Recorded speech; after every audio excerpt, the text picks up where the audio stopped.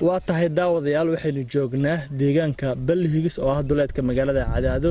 abwaan Cabdullaahi Farasle oo ah abwaan si weyn looga yaqaan deegaanka ayaa ila jooga waxaan idin soo gudbi doonaa sheekooyin gaagaaban oo kala duwan ugu horeyn abwaan soo dhawow waxaad bal iga warantaa markii roobkan oo kale iyo cawska iyo biyuusan isku agyaalaan maxaa laga yiraahdaa deegaanka waxa laga yiraahdaa barqadharig deegaankan wuxuu ahaan jiray abaar ilaahay subxaanahu wa ta'aala wuxuu ku shubay madar marka meeshan abaaray ahaan jirtay laakiin raxmadda ilaahay markii soo gaartay naqaan dhirigta iyo biyahana fadhiya marka waa barqadharig xoolaha ka cabay way daaqeen waa lagu diirsaday waayahan dambe waxa soo badanay dadka inta yimaadaan joogayo waqtiga ku qaadanaya waagii hore ma jiri jirtay in xilliga roobka saan oo kale waqti lagu qaato wala imaan jiray laakiin hadda waxa ku soo batay deegaanka dadka yimaada oo waliba bisha barakaysan lagu jira inta yimaadaan dooga iyo xareeda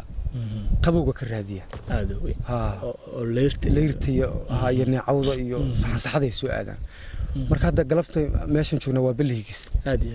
Balhigis wuxuu caan ku yahay geesaha waxa ka xiga buuro roobku markuu doo buuraha biyaha ku soo roga marka meeshana waa meeshii maartay balliga ahayd balligii way biyeemaan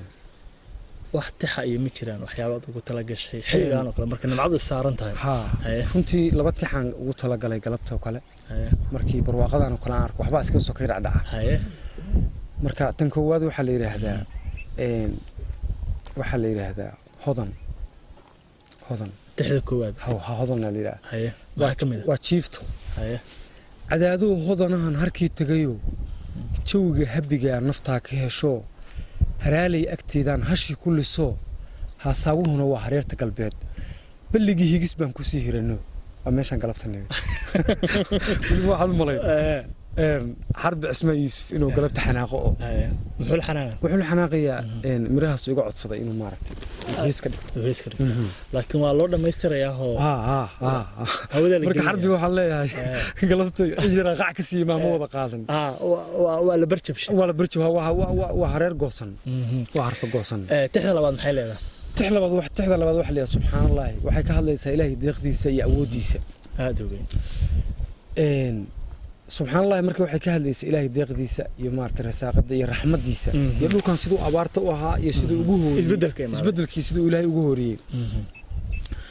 rabba dunida saytaystay oo subaxba meel taagay oo sugay makhluuq oo sanacadii saatan noo saxay saantiyo talaabada la rogo saacada u qoray sanqaroorka leertana u fura saabkana u geeya qabsimada sursuraha mara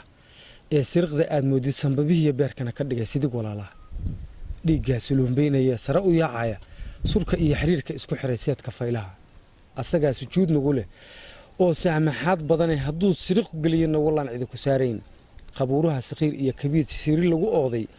asaga surgooyo dadkaas ugu dhamaantooda badahana sarsaar buu ku xiray sowma gudubtahay sanad webiga guriyo misanasiya biyihii suuxanyada aad aragto rabba siiqada u qoray sarta weyn abeesada ku ray miciga seeftaah